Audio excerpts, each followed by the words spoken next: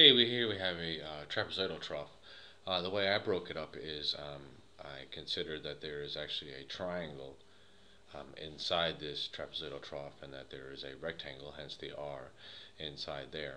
We know that the volume is changing at 16 meters cubed per minute, so therefore the dV dt is increasing at 16 meters, and the height is unknown because what is the water level, how fast is the water level rising, so that would be dH dt, and that would be the same for both these triangles that we have. So here is triangle number 1, and here is triangle number 2 on the outside.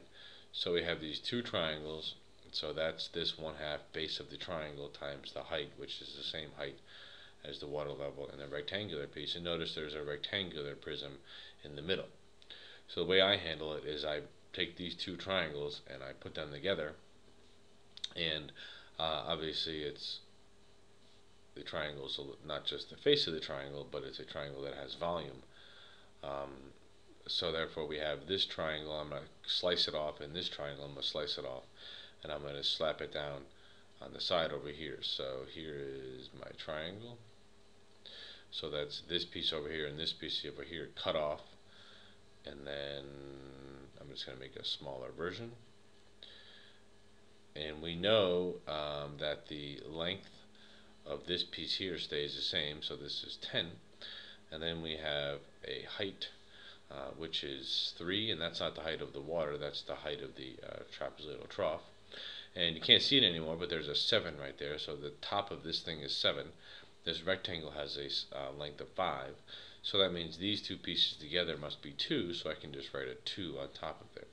So here, let's imagine we have some water in here, so I don't know how wide the base is, nor how tall the water is, how wide the base of the water is, or the height of the water is. But this height is going to be the same whether it's in the triangular piece or if it's in this rectangular piece here. So the first thing I'm going to do is I'm going to handle the triangular trough, and then I'll deal with the rectangular prism in a second. So much like the previous problem, I'm going to set up a proportion here where the triangular trough is the base and the height is 2 to 3, and the unknown values are base is the height, and this is the base of the triangle. Here is this little t right here, so this is the base of the triangle. So if I cross multiply, I get the base of the triangle is equal to 2/3 the height. So now, therefore, I can then simplify this expression here, so it's only in terms of height, and the length is never going to change because it's just the length of the trapezoidal trough here, so that'll just stay as 10. So we'll do that substitution in a second. The second piece here is the base of the rectangle. So here's this rectangular prism inside our trapezoidal trough. That has a base of 5. The height I know of the rectangular prism is 3. However, that's not the height of the water. This h here is the height of the water, so we don't really know what the height of the water is. We really just use that 3 to get this proportion set up for the triangle. And the length of this this rectangular trough is 10. So therefore we have a lot of information that we know, so let's plug it in. So I'm just going to start over here. I'm just going to rewrite the formula, so I'm going to pause for a second. So we know the base of the triangle is equal to 2/3 the height of the water. So this is 1/2 times 2/3 h times this original h times the length, which is 10, plus the base of the rectangle, which is constant, is 5, so I can plug that in. The height of the rectangular prism is constant, but the height of the water, this is the height of the water, h, is unknown, so therefore we want to leave that as h, and that's actually what we're solving for, is how fast is the water level rising. And the length of this piece is 10. So I'm just going to simplify this mess here. So I just canceled out these two 2's and multiply the top times 1 and 3 in the bottom. Multiply the two h's, which is h squared, and then 5 times 10 is 50. So now I have two variables where I know dv dt and I'm looking for dh dt, so I can take the derivative with respect to time. So I get dv dt is equal to 20/3 h dh dt plus 50 dh dt. That's a sad looking dh dt.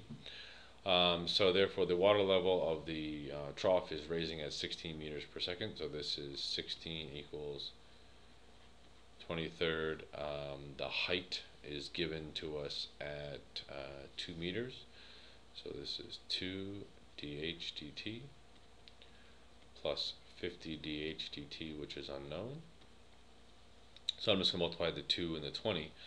So I get 16 equals 40 thirds dH dt plus 50 dH dt. I'm going to put this over 1.